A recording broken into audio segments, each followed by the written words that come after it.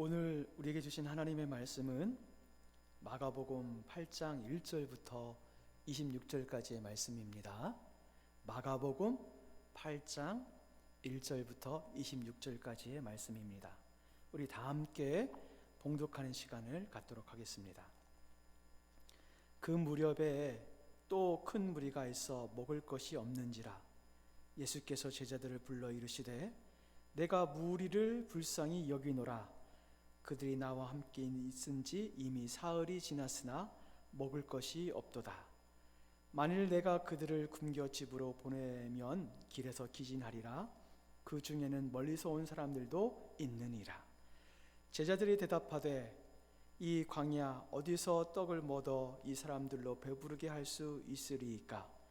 예수께서 물으시되 너희에게 떡 몇 개가 있느냐? 이르되 7이로소이다 하거늘 예수께서 무리를 명하여 땅에 앉게 하시고 떡 7개를 가지사 축사하시고 떼어 제자들에게 주어 나누어 주게 하시니 제자들이 무리에게 나누어 주었더라. 또 작은 생선 2마리가 있는지라 이에 축복하시고 명하사 이것도 나누어 주게 하시니 배불리 먹고 남은 조각 7광주리를 거두었으며 사람은 약 4,000명이었더라. 예수께서 그들을 흩어 보내시고 곧 제자들과 함께 배에 오르사 달마누다 지방으로 가시니라. 바리새인들이 나와서 예수를 힐난하며 그를 시험하여 하늘로부터 오는 표적을 구하거늘 예수께서 마음속으로 깊이 탄식하시며 이르시되 어찌하여 이 세대가 표적을 구하느냐? 내가 진실로 너희에게 이르노니 이 세대에 표적을 주지 아니하리라 하시고 그들을 떠나 다시 배에 올라 건너편으로 가시니라. 제자들이 떡 가져오기를 이즘에 배에 떡 한 가밖에 그들에게 없더라. 예수께서 경고하여 이르시되 삼가 바리새인들의 누룩과 헤롯의 누룩을 주의하라 하시니 제자들이 서로 수근거리기를 이는 우리에게 떡이 없음이로다 하거늘 예수께서 아시고 이르시되 너희가 어찌 떡이 없음으로 수근거리느냐? 아직도 알지 못하며 깨닫지 못하느냐? 너희 마음이 둔하냐? 너희가 눈이 있어도 보지 못하며 귀가 있어도 듣지 못하느냐? 또 기억하지 못하느냐? 내가 떡 5개를 5,000명에 떼어줄 때에 조각 몇 바구니를 거두었더냐? 이르되 12이니이다. 또 7개를 4,000명에 떼어줄 때에 조각 몇 광주리를 거두었더냐? 이르되 7이니이다. 이르시되 아직도 깨닫지 못하느냐 하시니라. 벳세다의 이름에 사람들이 맹인 한 사람을 데리고 예수께 나와 손대시기를 구하거늘 예수께서 맹인의 손을 잡으시고 마을 밖으로 데리고 나가사 눈에 침을 뱉으시며 그들에게 안수하시고 무엇이 보이느냐 물으시니 처음 보며 쳐다보며 이르시되 사람들이 보이나이다. 나무 같은 것들이 걸어가는 것을 보이나이다 하거늘 이에 그 눈에 다시 안수하심에 그가 주목하여 보더니 나아서 모든 것을 밝히 보는지라. 예수께서 그 사람을 집으로 보내시며 이르시되 마을에는 들어가지 말라 하시니라. 아멘. 오늘 본문에는 예수님의 마음과 제자들의 마음이 비교되고 있습니다. 1절부터 10절을 보면 예수님께서 떡 7개와 물고기 2마리로 4,000명을 먹인 사건이 나옵니다. 이 사건은 어떤 사건을 재현하고 있는 듯 합니다. 어떤 사건일까요? 오병이어의 사건입니다. 제자들은 이미 오병이어의 사건을 경험을 했습니다. 그럼에도 불구하고 칠병이어의 사건이 다시 등장하는 이유는 무엇일까요? 오병이어 한 번의 기록만으로도 예수님께서 충분히 먹이시고 배불리 먹이시는 분이신 것을 우리에게 알려주었습니다. 그럼에도 불구하고 다시 비슷한 장소, 비슷한 시간을 재현하는 이유는 제자들의 믿음이 견고하지 못하기 때문입니다. 오늘 본문의 시점은 공생의 기간 중 3년째에 해당하는 시점입니다. 제자들은 이미 거의 3년 동안 예수님과 동행하면서 예수님의 사역을 보았습니다. 그럼에도 아직도 제자들은 예수님에 대해서 견고한 믿음이 없습니다. 이것을 다른 말로 하면 제자들은 아직까지도 예수님의 마음을 헤아리지 못하고 있습니다. 마가복음을 계속해서 읽어보면 계속해서 이어지는 것이 무엇이냐면 제자들이 예수님의 마음 먹으신 대로 믿음이 성장하지 못하고 있다는 것입니다. 그러므로 마가복음에서 굳이 믿음을 다른 말로 표현을 한다고 생각하면 바로 예수님의 마음을 헤아리지 못한다라는 표현으로 해도 과언이 아닐 것입니다. 이는 14절부터 21절의 내용을 통해서 선명하게 드러내고 있습니다. 14절을 보면 제자들이 떡 가져오기를 잊었음에 라는 말로 시작을 하고 있습니다. 이것으로 보아 떡과 관련된 이야기가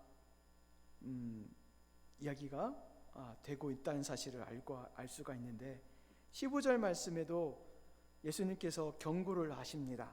어떤 경고입니까? 바리새인들의 누룩과 헤롯의 누룩을 주의하라고 말씀을 하십니다. 위에서는 떡 이야기를 하고 있고 지금 15절 말씀에서는 누룩 이야기를 하고 있습니다. 떡과 누룩은 연관성이 있습니다. 떡을 부드럽게 그리고 맛나게 만들어주는 것이 누룩의 역할입니다. 따라서 예수님께서 제자들에게 누룩에 관한 이야기를 했을 때 제자들은 떡이라는 이미지를 생각하게 할 수 있을 것입니다. 16절에 보면 제자들이 예수님께서 말씀하신 것에 대해서 수근거립니다. 그러면서 말합니다. 우리에게 떡이 없음이로다. 떡과 누룩을 지금 연결하고 있는 것입니다. 그런데 그들의 연관성은 오히려 질타를 받게 됩니다. 그런데 사실 바리새인들의 누룩과 헤롯의 누룩은 그들의 악한 영향력을 조심하라는 예수님의 경고의 메시지입니다.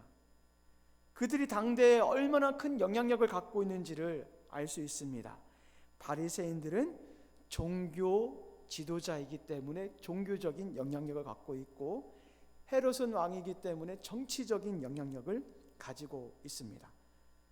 그런데 바리새인과 헤롯은 모두 악한 자들입니다. 그렇기 때문에 그 악한 자들의 강력한 영향력을 조심하라라고 지금 제자들에게 말씀을 하고 있는 것입니다. 그런데 제자들이 오해를 하고 있습니다. 이에 17절 예수님께서 말씀하십니다. 너희가 어찌 떡이 없으므로 수군거리느냐. 이 말씀이 어떤 것이 느껴지냐면 떡 이야기를 지금 말씀하고 있지 않다는 것을 알 수가 있습니다. 그러면서 계속해서 말씀하시죠. 아직도 알지 못하느냐? 18절에 보니까요. 너희가 눈이 있어도 보지 못하며 귀가 있어도 듣지 못하며 또 기억하지 못하느냐? 제자들을 계속해서 책망하십니다. 야, 알지 못하냐? 듣지 못하냐? 눈이 있어도 보지 못하냐? 기억하지 못하냐? 그러면서 19절부터 20절까지 다시금 언급하시는 말씀이 무엇이냐면은 오병이어의 사건과 칠병이어의 사건을 다시금 기억하시면서 다시 그것들을 언급을 하십니다. 그렇다면 이렇게 보지 못하고 듣지 못하고 기억하지 못하는 것이 무엇일까요? 그것은 바로 예수님의 마음입니다.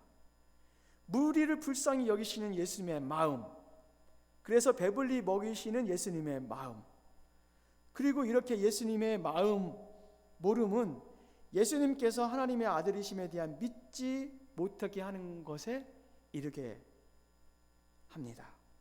보십시오. 최소한 제자들은 앞에 여러 가지 기적 사건을 빼고서라도 오병이의 사건과 칠병이어의 사건을 통해서 예수님께서 하나님의 아들이신 것을 알아야 됐습니다. 그런데 깨닫지 못해요. 그것을 알지 못해요.